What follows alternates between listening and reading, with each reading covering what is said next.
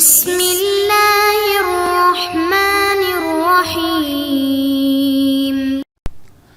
السلام علیکم محترم سامعین اور عزیز طلبہ کرام، امید کرتا ہوں کہ آپ تمام احباب خیر و عافیت سے ہوں گے۔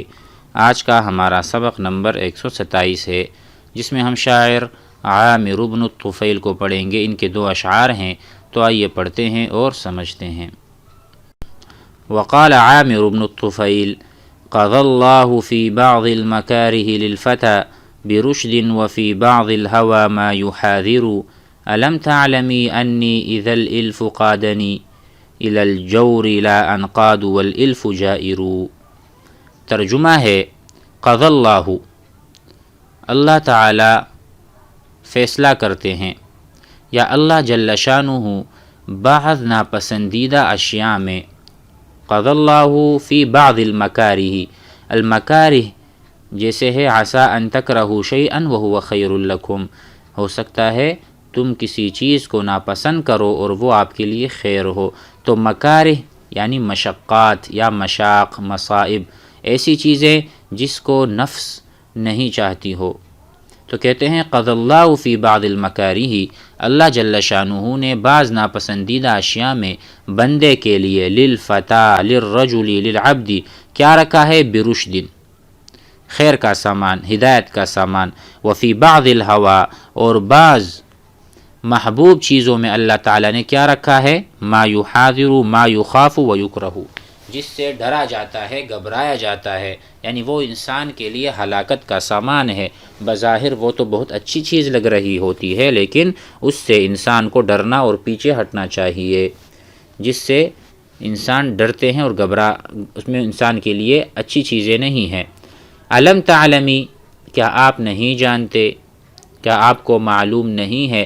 انی اذا الالف قادنی، کیا آپ کو معلوم نہیں یہ بات کہ جب دوست مجھے ظلم کی طرف کھینچتے، اذا الالف قادنی، الف یہاں پر ہم کہیں گے وہ لوگ جس سے ہماری الفت، ہمارا جوڑ، ہمارا تعلق، گویا کہ ہمارے دوست ہیں، اگر وہ ہمیں کچھ کہتے ہیں تو ہم کرنے لگ جاتے ہیں، کیونکہ تم نہیں جانتے کہ جب دوست مجھے ظلم کی طرف کھینچتے ہیں، قاد یقود، قیادت کرنا، یعنی میرے آگے آگے، میں ان کے پیچھے پیچھے، وہ مجھے ہانکتے ہیں، آگے لے جاتے، الی الجور، الی الظلم، جوری، لا انقاد، تو میں ان کے پیچھے نہیں جاتا، میں ان کی اتباع نہیں کرتا، والالف جائر، کیونکہ یہ جو الفت اور محبت ہوتی ہے نا، یہ انسان کو بڑے بڑے یعنی نقصانات میں ڈال دیتی ہے۔ کیونکہ اگر کہتے ہیں اخبرنی من خاللت اخبرک من انت، آپ مجھے یہ بتائیں کہ آپ کا خلیل اور دوست کون ہے، تو میں آپ کو بتا دوں گا کہ آپ کون ہیں۔ اخبرنی من خاللت، خالل یخالل، من خاللت، کون تمہارا خلیل ہے، اخبرک من انت، میں آپ کو بتا دوں کہ آپ کون ہیں۔ تو وہی ہے کہ صالح کے ساتھ بندہ نیک اور طالح کے ساتھ بندہ برا بن جاتا ہے۔ تو اس میں یہی مضمون بیان ہو رہا تھا۔ مزید آگے پڑھتے ہیں۔ وقال مجمع بن ہلال ان اکو ما شیخا کبیرا فطالما عمرت ولكن لا ارى العمر ينفع مضت 100 من مولدي فنضوتها وخمس تباع بعد ذاك وأربع وخيل كأسراب القطع قد وزعتها لها سبل فيه المنية تلمع شهدت وغنم قد حويت ولذة أتيت وماذا العيش إلا التمتع۔ مجمع ابن ہلال بھی یہاں پر رقائق یعنی ایسی باتیں، حکمت کی باتیں، دانائی کی باتیں کر رہا ہے۔ تو آئیے سمجھتے ہیں۔ ان اکو ما شیخا کبیرا، اگر میں شیخ کبیر بن گیا، ان اکو شیخا کبیرا، ما زائدہ ہے، تو اگرچہ میں بن چکا ہوں، اصل میں اکو جو ہے نا، یہ اکن، جس طرح ہم کہتے ہیں کنتو عالما، میں عالم تھا، اکون عالما، میں عالم بنوں گا یا ہو جاؤں گا۔ تو یہاں پر ان چونکہ حرف جزم ہے، حرف شرط و جزم، ان اکو، اگرچہ میں ہوں شیخا کبیرا، بہت بڑا آدمی بن گیا ہوں یا شیخ کبیر بن گیا، فطالما عمرت، اور میری عمر طویل ہو گئی ہے، تو کوئی حرج نہیں، ولیکن لا اری العمر ینفع، کیونکہ عمر میں مجھے نفع نظر نہیں آتا کہ اس کا انجام ضعف، پیری اور ہلاکت ہے، آخر کار مر جانا ہے، تو عمر یا زیادہ زندہ رہنے میں کوئی فائدہ نہیں۔ یہ کہہ رہے ہیں آخر کار موت تو آنی ہی ہے، تو اس میں انسان ضعیف ہو جاتا ہے اور پیر ہو جاتا ہے اور ہلاک ہو جاتا ہے۔ کہتے ہیں مضت مئۃ من مولدی، میری پیدائش کے بعد 100 سال گزر گئے، 100 من مولدی میری پیدائش، مضا یمضی گزر جانا، فنضوتها، نضو کا ترجمہ کھینچنا، نکالنا یا طے کرنا، فنضوتها تو کہا میں نے لباس کی طرح انہیں اتار پھینکا، وخمس تباع بعد ذاک واربع، اس کے علاوہ 5 سال اور اس کے بعد 4 سال، اور یعنی کل عمر میری 109 سال ہو گئی ہے۔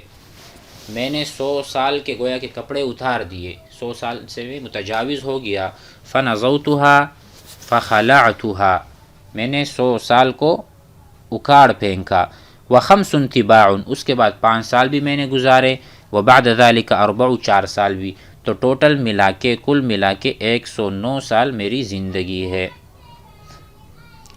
آگے کہتے ہیں وَخَيْلٌ كَأَسْرَابِ الْقَطَى قَدْ وَزَعْتُهَا، قطع پرندے ہوتے ہیں جو بہت لمبے ہوتے ہیں اور اڑتے ہیں، قطع پرندے کی جماعتوں کی طرح بہت سے شہسوار ہیں، وَخَيْلٌ شہسوار ہیں، كَأَسْرَابِ الْقِطَى كَجَمَاعَاتِ الْقَطَى قَدْ وَزَعْتُهَا لَهَا سُبُلٌ فِيهِ، میں نے کیا کیا ان کے ساتھ، جن کو میں نے منظم کیا اپنے زمانے میں، جن کے لیے ایسی بارش تھی جس میں موت چمکتی ہے، یعنی وہ بارش کے قطروں کے مانند پے در پہ آنے والے تھے، میں نے ایسے بڑے بڑے لشکر کو تربیت دی ہے، یہ بتانا۔ لہا سبل فیہ المنیہ، منیہ کہتے ہیں موت کو، تلمع گویا کہ موت چمک رہی ہوتی ہے، جو بھی آئے گا وہ موت کو چکھے گا۔ شہدت وغنم قد حویت ولذۃ، اور میں نے کیا کیا، کہتے ہیں میں نے ان کے پاس حاضر ہوا اور میں نے بہت سی غنیمت بھی جمع کی ہے اور بہت سی لذتیں اٹھائی ہیں، اور زندگی تو چند دنوں کی بہار ہی کا نام ہے۔ اتیت ولذۃ اتیت وما ذا العیش الا التمتع، اور زندگی نام ہے تمتع کا، لذت کا اور بہاروں کا، تمتع یتمتع لذت حاصل کرنا۔ تو کہتے ہیں میں نے ساری چیزیں حویت، شہدت، غنیمت بھی حاصل کی، یہ ساری چیزیں میں نے لی ہیں، میں نے دنیا کے مزے لوٹے ہیں، گویا کہ اب کیا ہے، بس تھوڑی دن کی زندگی ہے۔ وعاثرۃ یوم الہمیمہ رأیتها وقد ضمها من داخل القلب مجزع، اسی طرح وعاثرۃ اس کا ترجمہ ہے کہ میں نے ورب عاثرۃ، میں کبھی گرا بھی ہوں گا، یوم الہمیمہ یہ ایک دن تھا، لبنی مجاشع وہاں پر ہو سکتا ہے مجھے مات بھی پڑی ہو، رأیتها میں نے یہ دن بھی دیکھا تھا، وقد ضمها من داخل القلب مجزع، یعنی بہت زیادہ خوف بھی مجھے حاصل ہوا کئی دنوں میں، یعنی بعض ایسے حالات بھی آئے تھے جس میں بھی گھبرایا تھا۔ لہا غلل لہا عطش فی الصدر لیس ببارح، کہہ رہے ہیں اور یہ جنگ تھا، دن کتنی پسلنے والی عورتیں تھیں جن کو میں نے دیکھا، جبکہ اندرون دل سے ان پر جزع اور خوف طاری تھا۔ میں نے بہت سی عورتوں کو ضمہا گلے بھی لگایا ہے، جبکہ وہ ان پر بہت خوف طاری تھا، گویا کہ میں نے ان کی مدد کی ہے۔ آگے کہتے ہیں ان کے سینوں میں سوزش تھی، عطش غلل فی الصدر لیس ببارح، ٹھیک ہے، جو زائل نہیں ہو رہی تھی، شجا نشب والعین بالماء تدمع، ان کے حلق میں اٹکنے والی ہڈی پھنسی ہو اور آنکھیں آنسو میں ڈبڈبائی ہوئی تھیں۔ یہ اس لیے کہہ رہے ہیں کہ ایسی عورتیں تھیں کہ ایک بدحواس عورت کا ذکر ہے کہ جس کی آنکھیں ڈمڈمائی ہوئی تھیں اور خوف سے بے حال تھی اور بدحال تھیں۔ دیکھیں تقول وہ کہہ رہی تھی، وقد افردتها من حلیلها، وہ کہہ رہی تھی اس حال میں کہ میں نے اس کو اس کے شوہر سے جدا کر دیا تھا۔ کیا کہہ رہی تھی؟